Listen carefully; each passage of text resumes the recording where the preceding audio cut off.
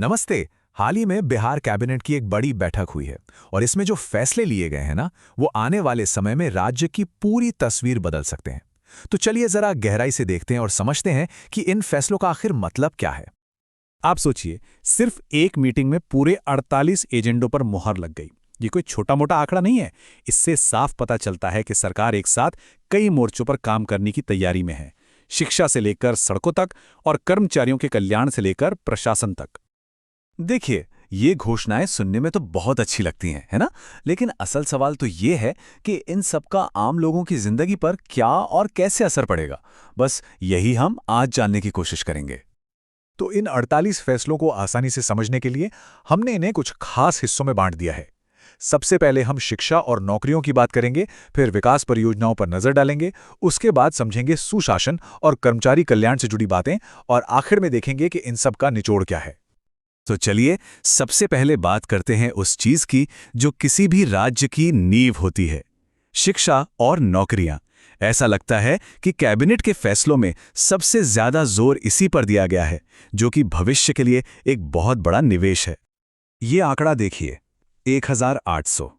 ये उन नए पदों की संख्या है जिन्हें 40 नए अनुसूचित जाति और जनजातीय आवासीय विद्यालयों के लिए मंजूरी मिली है। इसका सीधा सीधा मतलब है, एक तरफ छात्रों के लिए बेहतर शिक्षा और दूसरी तरफ शिक्षकों समेत कई कर्मचारियों के लिए रोजगार के नए मौके। और बात सिर्फ नए पदों की नहीं है, बल्कि पूरा का पूरा ढांचा ही बड़ा किया जा रहा है। किशनगंज, कटिहार और रोहतास समेत 7 जिलों में नए मेडिकल कॉलेज और अस्पताल बनाने को हरी झंडी मिल गई है। इसके अलावा एससी, एसटी और ओबीसी समुदायों के लिए खास आवासीय विद्यालय बनाए जा रहे हैं। ये शिक्षा को समाज के हर तबके तक पहुंचाने की एक बहुत बड़ी कोशिश है। और हाँ, नौकरियों की ये बहार सिर्फ स्कूलों तक ही नहीं है। राज्य के इंजीनियरिंग और पॉलिटेक्निक कॉलेजों में भी सैकड़ों नए पद बनाए जा रहे हैं ताकि टेक्निकल एजुकेशन का लेवल सुधरे। साथ ही नए आपराधिक कानूनों को लागू करने के लिए अभियोजन निदेशालय में 760 नए पदों को मंजूरी दी गई है। उम्मीद है इससे न्याय मिलने की प्रक्रिया में तेजी आएगी। तो शिक्षा के बाद अब आते हैं दूसरे बड़े मुद्दे पर, इंफ्रास्ट्रक्चर, यानी वो सड़कें, पुल और इमारतें जो बिहार का चेहरा बदलने वाली हैं। ये फैसले शहरी और ग्रामीण दोनों इलाकों में बड़ा बदलाव ला सकते हैं। विकास की रफ्तार में सबसे पहले बात करते हैं पटना की। जेपी गंगा पथ के लिए सोचिए, 4119 करोड़ रुपए से भी ज्यादा की बड़ी रकम को मंजूरी दी गई है। ये एक ऐसा प्रोजेक्ट है जो पटना के ट्रैफिक को बहुत हद तक कम कर देगा और शहर की कनेक्टिविटी को एक नए लेवल पर ले जाएगा। लेकिन जानते हैं, विकास का मतलब सिर्फ सड़कें और पुल बनाना नहीं होता। सरकार ने पटना में 100 एकड़ जमीन पर एक विशाल खेल परिसर बनाने के लिए 574 करोड़ रुपए की मंजूरी दी है। ये राज्य में खेल प्रतिभाओं को आगे बढ़ाने के लिए एक बहुत बड़ा कदम साबित हो सकता है। छोटे शहरों और गांवों को जोड़ने पर भी पूरा ध्यान दिया गया है। मुजफ्फरपुर में गंडक नदी पर लगभग 589 करोड़ की लागत से एक नया पुल बनेगा। वहीं स्टेट हाईवे 95 को चौड़ा करने और बेहतर बनाने के लिए 979 करोड़ से ज्यादा खर्च किए जाएंगे। लखीसराय में भी क्यूल नदी पर एक नया पुल बनने जा रहा है। ये सारे प्रोजेक्ट्स आने जाने और व्यापार करने को बहुत आसान बना देंगे। और एक और बड़ी मजेदार खबर है, पटना में जो doctor APJ Abdul Kalam science city बन रही है, उसकी बची हुई गैलरियों को पूरा करने के लिए भी मंजूरी मिल गई है। जब ये पूरी तरह तैयार हो जाएगी तो ये छात्रों और विज्ञान में दिलचस्पी रखने वालों के लिए एक जबरदस्त जगह होगी। अब बात करते हैं उन फैसलों की जो सीधे सीधे सरकारी सिस्टम और उसके कर्मचारियों से जुड़े हैं। क्योंकि देखिए, योजनाएं कितनी भी अच्छी हों, अगर उन्हें लागू करने वाला सिस्टम ठीक नहीं है तो सब बेकार है। होमगार्ड जवानों के लिए एक बहुत बड़ा और अच्छा फैसला लिया गया है। उनका जो डेली अलाउंस था वो 774 रुपये से बढ़ाकर 1121 रुपये कर दिया गया है।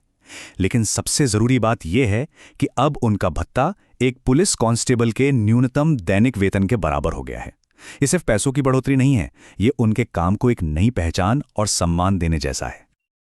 राजस्व विभाग में काम करने वाले अमीनों के लिए भी एक बहुत अच्छी खबर है। अब तक उनके लिए प्रमोशन का कोई साफ रास्ता नहीं था, लेकिन अब अमीन ग्रेड 1 और प्रधान अमीन जैसे पद बनाकर उनके लिए करियर में आगे बढ़ने के रास्ते खोल दिए गए हैं। अब बिहार सरकार ने नशे के खिलाफ अपनी लड़ाई को और भी तेज करने का फैसला किया है। कैसे? एक राज्य स्वापक नियंत्रण ब्यूरो बनाकर।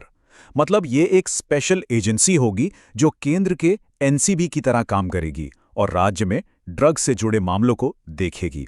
इससे कार्रवाई ज्यादा संगठित और असरदार होगी। जो लोग कॉन्ट्रैक्ट पर काम कर रहे हैं, उनके लिए भी अच्छी खबर है।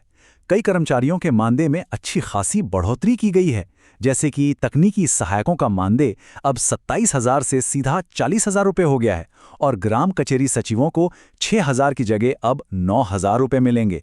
यहाँ तक कि मेडिकल इंटर्न्स की स्कॉलरशिप भी 20,000 से बढ़ाकर 27,000 रुपये कर दी गई है। तो अब तक हमने अलग अलग फैसलों को देखा, शिक्षा, सड़कें, कर्मचारी, पर इन सबका एक साथ क्या मतलब निकलता है? चलिए इन 48 फैसलों से जो बड़ी तस्वीर उभर रही है उसे देखते हैं और समझते हैं कि सरकार का फोकस आखिर है कहाँ। अगर हम इन सभी फैसलों का सार निकालें तो 4 बड़ी बातें सामने आती हैं। पहला, नौकरियों पर जबरदस्त जोर है, खासकर शिक्षा और तकनीकी क्षेत्रों में। दूसरा, इंफ्रास्ट्रक्चर मतलब सड़क, पुल, मेडिकल कॉलेज और स्कूलों के निर्माण पर भारी निवेश हो रहा है। तीसरा, सरकारी कर्मचारियों के वेतन और कल्याण पर ध्यान दिया गया है, चाहे वो होमगार्ड हों या संविदाकर्मी। और चौथा, प्रशासन को ज्यादा कुशल बनाने के लिए नए विभाग और नियम बनाए जा रहे हैं। ये सभी फैसले एक बहुत महत्वाकांक्षी योजना की रूपरेखा तैयार करते हैं। लेकिन असली और सबसे बड़ा सवाल तो अब शुरू होता है। वो ये कि ये घोषणाएं सिर्फ कागजों पर रह जाएंगी या जमीन पर भी उतनी ही तेजी और असरदार तरीके से लागू होंगी। खैर, इसका जवाब तो आने वाला वक्त ही देगा। तब तक ये देखना दिलचस्प होगा कि बिहार के विकास की ये नई कहानी कैसे आगे बढ़ती है।